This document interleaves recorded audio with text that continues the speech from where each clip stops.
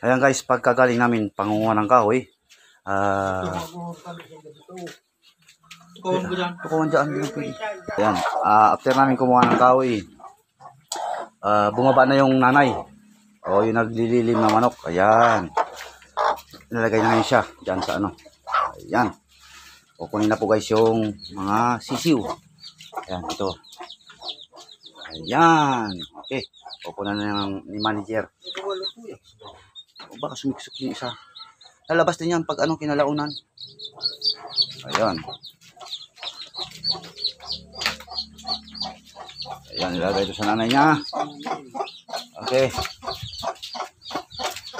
Pasok ka sa nanay mo. Ayan. Balik tayo ulit. May naiwan pa.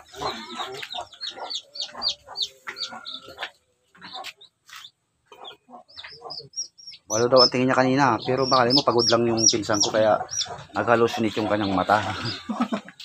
Pag pagod talaga ang tao minsan, naduduling magbilang. 7 sisiw. Isa yung lahi, galing doon sa lahi ng ano, Rhode Island. Kakaiba kasing kulay niya, oh. Kita mo naman, oh. Lapitan natin. Ayan, bagong pisat yan. Isa lang yung kalahi ng ano. Hindi ako nagkakamali. Isa lang yung Rhode Island na lumabas. Ayan, oh. May iba yung kulay.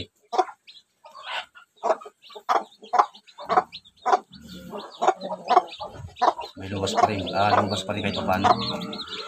Ayan. Doon sa unahan, sa harapan, meron na doon ng ano, ng isang inahin din. May Rhode Island din yung lumabas. Di ko lang alam kung ilang piraso. Kasi yun ang ginagawa ng diskarte ng kapatid ko. Pinapaliliman lang sa inahin na naglililim. Eh sana balang araw magkaroon ng ano yung kapatid ko, makabili ng ano, ang incubator. Hindi kasi problema talaga. Pinagbigyan lang tayo. Yung panahon parang humaambo naman ulit. Pinagbigyan lang kami ng makaano ng kahoy. At ayun, yung mga alagang hayop andito nakaabang. Ang dadami ulit. O ayan, so ano, habang sila ulit. Yan. Itong mga alaga lang na hayop, talagang malilibang ka na. Kasi nakaabang sila lahat andun. O ayun. Nakakatuwa. Ito yung babae. Yan. Kahit maambo na guys, talagang nakatapos lang kami mag ano ng kahoy. Maambo na ulit. Nagsungit na naman yung panahon.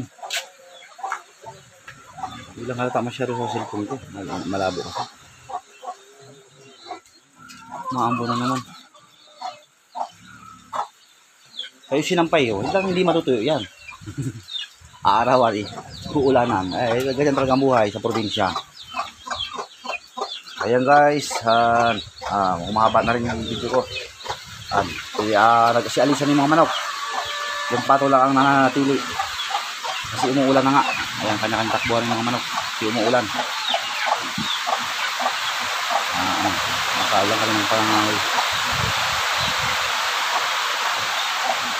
Guys, thank you po sa panonood ng video. Maraming salamat.